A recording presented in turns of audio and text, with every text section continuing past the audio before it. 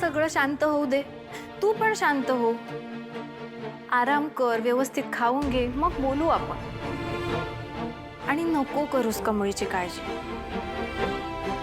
आपली कमळी खंबीर आहे की नाही, हो की नाही?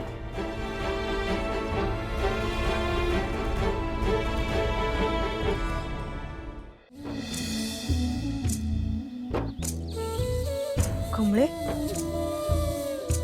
अशी उदास का बसलीस? अगं स्टेजवर केवढी भारी बोललीस तू. सगळी जण किती टाळ्या वाजवत होती. इंगित, जगाला मी काय बी सांगेन ग, त्यांच्या सगळ्या प्रश्नांची उत्तर देईन. खरं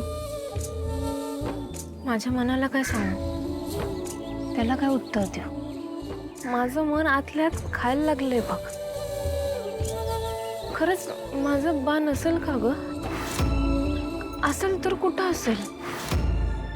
मला बाची माया मिळावी असं मला नाही वाटत का? का त्यानं माझ्या डोसक्यावर हात ठेवावा असं वाटत नाही? मी किती बी नाही म्हणलो तरी बी लहानपणापासून या सगळ्या प्रश्नांचा मला लई त्रास होतो गो. शाळेत दुसऱ्या पोरांच्या आई वडिलांकडे बघून मला बी वाटायचं का माझं वडील मला का घ्यायला आणि सोडायला शाळेत येत नाहीत. सारखं मला असं वाटतं का कुणीतरी यावं आणि म्हणावं का मी आहे तुझा भा. कमळे, अगं तू सरळ काकीला का नाही विचारत? तिला एकदाच विचारानं हुकी मोकळी. नाही का निंगे? का? अगं मला माझा बा कोण आहे असं विचारल्यावर इतका त्रास होतोय. तिला काय वाटल? तिला तुझा नवरा कोण आहे असं विचारल्यावर किती त्रास होत असेल? लहानपणापासून तिला सगळं लपवलंय माझ्यापासून. म्हणजे नक्कीच काहीतरी कारण आहे की नाही? त्याशिवाय ते असं बोलल का? आबांनी बी कवा विषय काढलेला नाही. म्हणजे काहीतरी मोठं कारण असेल.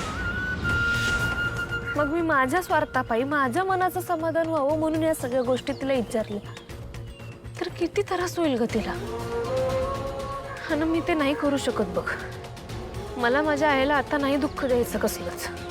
आता जे काय माझ्या वाटेल आहे मला तसं जगायचं आहे. जे काय सोसायचंय ते मी सोसणार. माझ्या आईला मी असं रडताना नाही बघू शकत.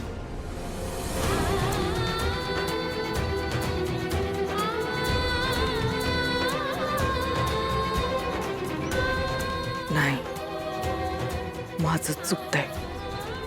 मी या कमळीला तिच्या बापाचं नाव लपवून लई त्रास देतोय. बापाचं नाव जाणून घ्यायचा प्रत्येक पोराला हक्क आहे आणि मी तो कमळीपासून हिरावून घेतलाय.